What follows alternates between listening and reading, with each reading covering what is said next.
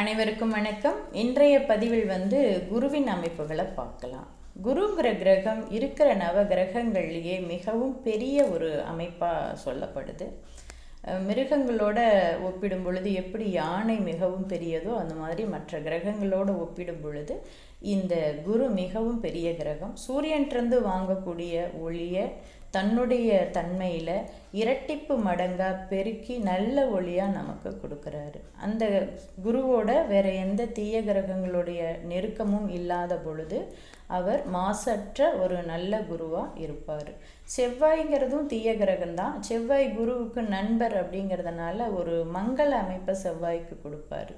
அதே சனியோடு சேரும் பொழுது அது பாவ அமைப்பு ஏற்பட்டுரும். சந்திரனோடு சேரும் பொழுது ஒளிமிக்க சந்திரனாக இருக்கும் பொழுது அந்த குரு நமக்கு அதிக ஒரு நற்பண்பை தரக்கூடிய அமைப்பு கொடுத்து, ஒருவேளை வேறு எந்த பாவகிரக தொடர்பும் அந்த ஒளிச்சந்திரனும் குருவும் இணைஞ்சிருக்கிற இடத்துல எந்த பாவகிரக தொடர்பும் இல்லாமல் இருக்கும் பொழுது அந்த பாவகம் கெடும்னு ஒரு அமைப்பு இருக்குது.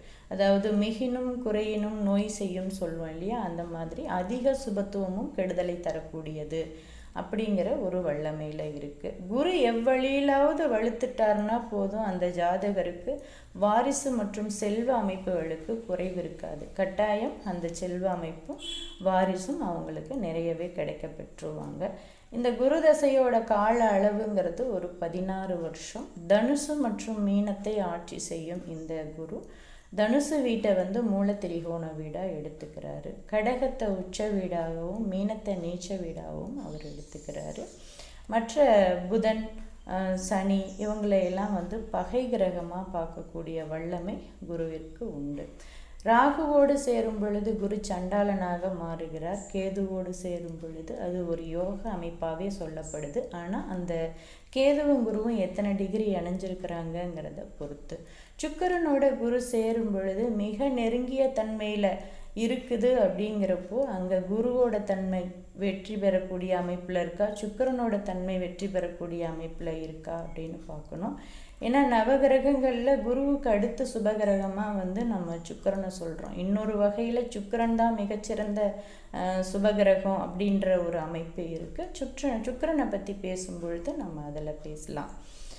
அந்த அமைப்பு பிரகாரம் பார்க்குறப்போ நமக்கு குரு தசையில் நமக்கு அந்த குருவினுடைய தன்மையில் இருக்கக்கூடிய செயல்கள் மூலமாக நமக்கு லாபங்கள் இருக்கும். குருவின் தன்மைகள்னு எடுக்கிறப்ப நிதித்துறை, நீதித்துறை, பணப்புழக்கம் உள்ள அனைத்து இடங்கள்லையும் இந்த குருவை நம்ம சொல்லலாம். அதே மாதிரி உயர்கல்வி அமைப்புகள், கல்லூரிகள், கல்லூரி பேராசிரியர் இதையெல்லாம் குரு கொடுப்பாரு. ஆன்மீக சிந்தனை, மத போதகர் மற்றும் யோகா ஆசிரியர் இவங்களை எல்லாமே நம்ம குருவோடு ஒப்பிடுறோம். நல் ஒழுக்கங்களுக்கு குருவை நம்ம காரகராக எடுக்கிறோம்.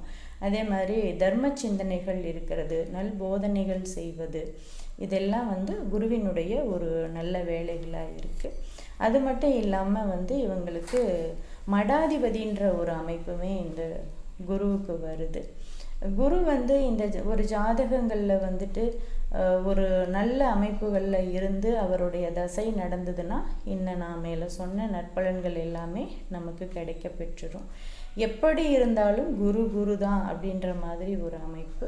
குரு வேறு எந்த கிரகங்களுக்கும் தன்னோட ஒளியை பெருசாக கொடுக்காம தானே வருமான மற்றும் தொழிலதிபதியோ அல்லது வருமான தொழில் ஸ்தானத்தோடு தொடர்பு கொள்ளும் பொழுது அவருடைய வேலை தான் அவங்களுக்கு நடக்கும். படித்தவராகினும் படிக்காதவராகினும் அவருடைய தகுதிக்கேற்ப குரு தன்னோட தொழிலை கொடுத்து அந்த ஜாதகரை வாழ வச்சிருவார்.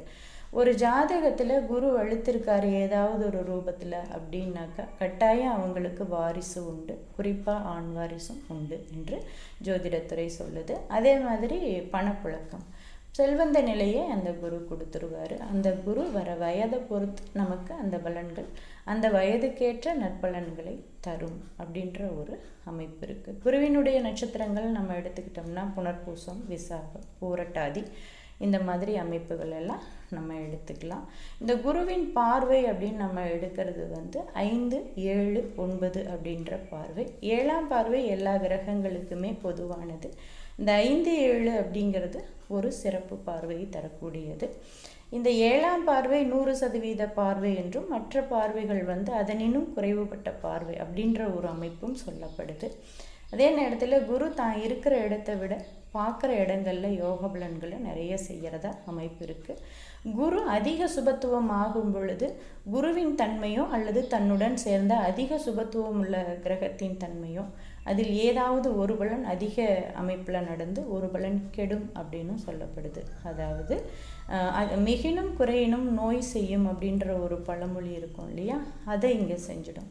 உதாரணத்துக்கு சுக்கிரனும் குருவும் நம்ம நல்ல நெருக்கத்தில் இருக்கிறாங்க அப்படிங்கிற பட்சத்தில் அங்கே சுக்கிரனுடைய செயலோ குருவினுடைய செயலோ எந்த கிரகம் அங்கே வலுத்திருக்கோ அந்த கிரகத்தின் செயல் மட்டும் நடக்கும், இன்னொரு கிரகத்தின் செயல் பாதிக்கப்படும் அப்படின்னு சொல்லப்படுது. அதே மாதிரி சந்திரன் நல்ல ஒளிமிக்க சந்திரனாக இருந்து வேற எந்த வகையிலையும் பங்கப்படாமல் சந்திரனும் குருவும் சேர்றாங்க அப்படின்னா வளர்பிறை அமைப்பில் அதிக ஒளிமிக்க அமைப்பில் இருக்கும் பொழுது அங்கே அந்த வீடு அதிக சுபத்துவமாகி அது பாதிப்பை ஏற்படுத்துது அப்படின்னு சொல்லப்படுது.